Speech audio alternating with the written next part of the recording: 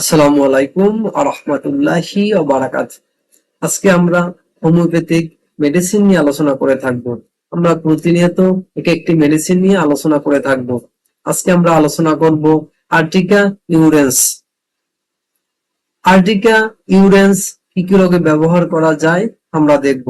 আলহামদুলিল্লাহ।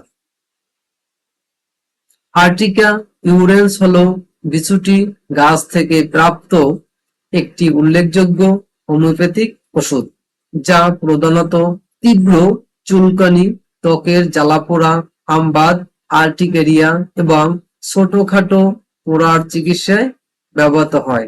এটি অ্যালার্জির প্রতিক্রিয়া, যেমন শামুক বা পোকামাকড়ের কামড়, উচ্চ ইউরিক অ্যাসিড জনিত, বাতজনিত, গাঁটের ব্যথা এবং স্তন্যদান সংক্রান্ত সমস্যায় সমাধানে অত্যন্ত সমাদৃত।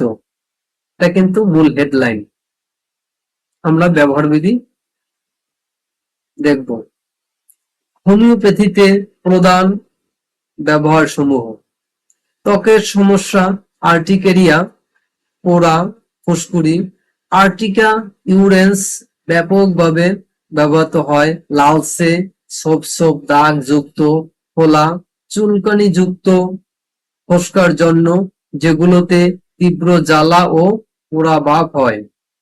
এটি প্রথম ডিগ্রি পোড়া, গরম তরলে পোড়া, রোদে পোড়া এবং ঘামাচির জন্য অত্যন্ত কার্যকর। অ্যালার্জির প্রতিক্রিয়া: এটি খাদ্য অ্যালার্জি, যেমন শেলফিশ বা পোকামাকড়ের কামড়ের কারণে সৃষ্ট আমবাদ সারাতে সাহায্য করে। গেঁটেবাত ও বাত: উচ্চ ইউরিক অ্যাসিডের ক্ষেত্রে এটি ব্যবহৃত হয় এবং এটি অস্থিসন্ধির বাতজনিত ব্যথা ও প্রদাহ নিয়ন্ত্রণে সাহায্য করে। স্তন্যপানে সহায়তা: এটি হোমিওপ্যাথিতে অতিরিক্ত স্তনদৈর্ঘ্য বাড়াতে বা কখনো কখনো তা নিয়ন্ত্রণ করতে ব্যবহৃত হয়, বিশেষ করে যখন স্তনে ব্যথা বা স্পর্শকাতরতা থাকে।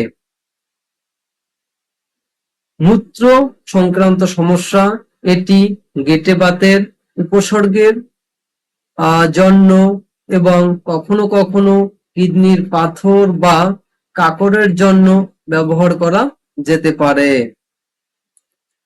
সাধারণ শক্তি এবং রূপ: মাদার টিংচার কিউ, কিউ মানে সংক্ষিপ্ত রূপ। এই কিউ দিয়ে আমরা কি বুঝি যে এটা মাদার টিংচার। সাধারণত পোড়া, ফুল ফোটানো এবং ত্বকের ফুসকুড়ির মতো স্থানে বাহ্যিক প্রয়োগের জন্য ব্যবহৃত হয়। পোটেন্সি: উপসর্গের তীব্রতা ও প্রকৃতির ওপর নির্ভর করে প্রায়শই 6C, 30C বা এর চেয়ে কম মাত্রায়, যেমন অনেক্স 3X ব্যবহার করা হয় বা যায়। আজকে আমরা জানলাম যে আর্টিকা ইউরেন্স সম্পর্কে।